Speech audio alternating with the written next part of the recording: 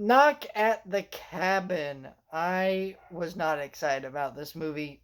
I mean, I was in the sense that it's a new M. Night Shyamalan movie, and his movies are always interesting, good or bad, to talk about, but it was also another M. Night Shyamalan movie. And the reality is, M. Night Shyamalan has not made a good movie since 2015 when he made Split, and I, I freaking really, really like this movie.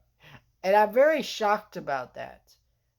This is a very good movie, and it has a lot of political themes. Has a lot of interesting messages to it. Doesn't all come together by the end of it, but this is an awesome movie. And I honestly say this is in top five M Night Shyamalan material. Like I think Unbreakable number one, Sixth Sense number two, Signs number three, and then this movie's just right below it. It's just that good to me.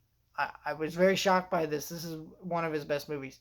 Because what you have is a very tight thriller movie that has a lot to say about our society that we currently live in, and is very good at what it is able to do. Basically, you have these people who come in to this cabin and they say, "Hey, listen, one of your family members needs to make a tough choice and kill the other one to prevent the apocalypse." And all these and this family is like now burdened with, do we believe these people, do we not? And there's several moments in the movie you're thinking, I don't know what I would do in this scenario, or you're like, I would do this in that scenario. Or you're constantly second guessing the characters and what you would do and how you would react to these things and what the right answer is. There's all these different twists and turns to it that make it a constantly engaging movie, and it doesn't, and when they throw like twist or other things at you, you don't feel like it comes out of left field like in a lot of bad M. Night Shyamalan movies. It actually feels like a natural continuation of the story, and just these interesting ideas and themes explored. And the political themes really got me, because what you have is the same sex couple in this movie, right? And at first they assume that they're part of a religious cult who are prone to violence and want to come and attack them just for being people that exist with a child, you know? And that's very real to what we see in our society. It also, you could take it as a metaphor for certain people just blindly believe certain things about politics in our society.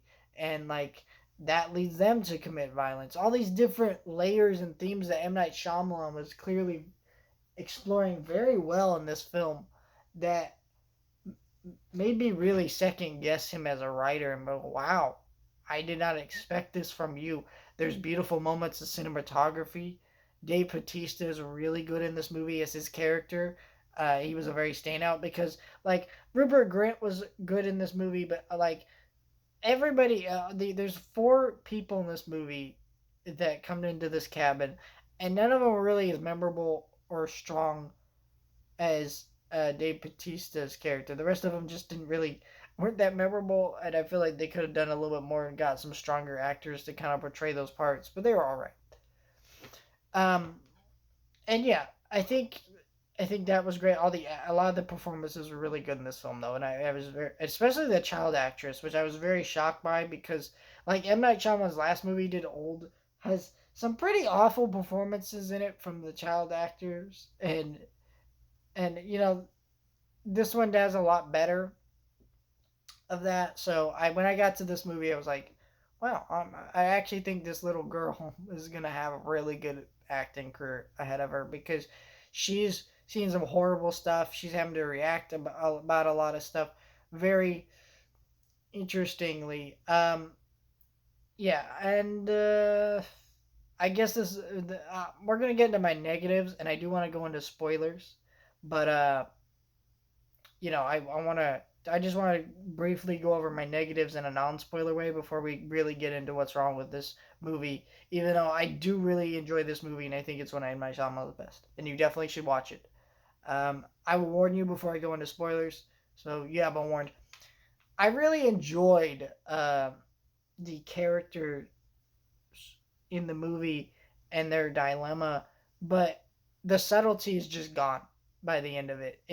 There's a lot of things that should have been left ambiguous or left up in the air, and that's really what I mean when the ending doesn't come together. There's a lot of answers that are given to you, and you're like, I don't know if you should have answered that. And there's a lot of straight dialogue that's literally pointing out things that would have been better if they were left subtle to the audience, and things that I didn't really pick up on, but it would have been cool in a second viewing, or maybe, even in a first viewing or a discussion with a friend to learn and kind of figure what that out is. But overall, I just really didn't get it. Why it was so lack of subtlety, other than M. Night Shyamalan does have an issue with writing subtlety. But let's get into spoilers. So, the whole point of this movie was that, hey, they're going to kill one of the family members. And I didn't think they would, honestly, because I just didn't see it happening. I thought the twist would be that the apocalypse would actually happen. Or that there was no apocalypse and these people were just violent extremists. But turns out, no. They make it very clear to you that there is an apocalypse that was prevented. Here's my issue with this. First of all, they shouldn't have ever let you know which one died. Which one of the two dads died. You should just heard a gunshot and then it cut. And then that's how the movie should have ended. And maybe you heard some, or maybe it cut to news footage of like, potential apocalypse prevented, or blah blah blah, or news footage kind of explaining what's happened or whatever, or no, or just something. I don't know. That would have been a better ending, or just not even showing that there was a apocalypse, because the whole point of this movie is like you're guessing, like, are these people right? Are they just crazy?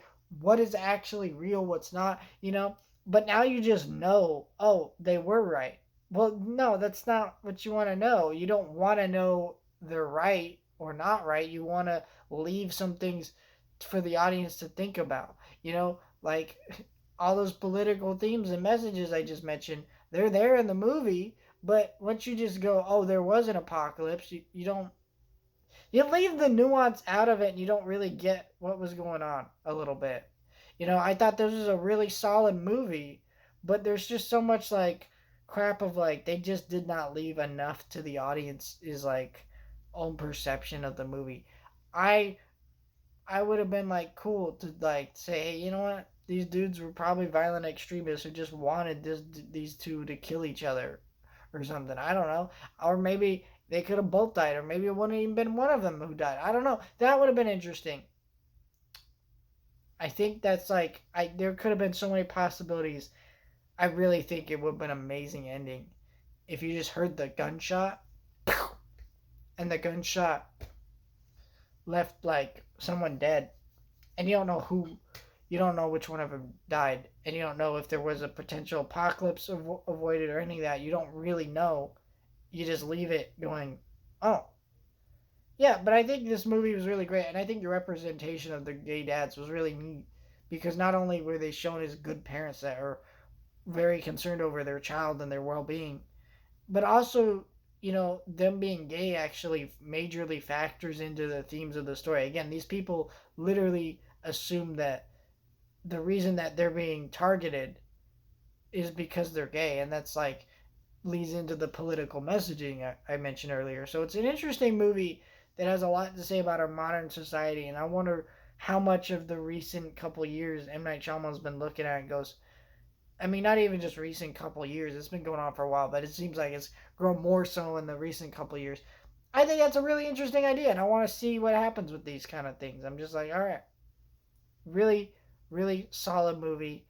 If M. Night Shyamalan can keep making movies like this, cool. Don't think it will happen though, because M. Night Shyamalan, man, just make good movies. Is it that hard? I think it is.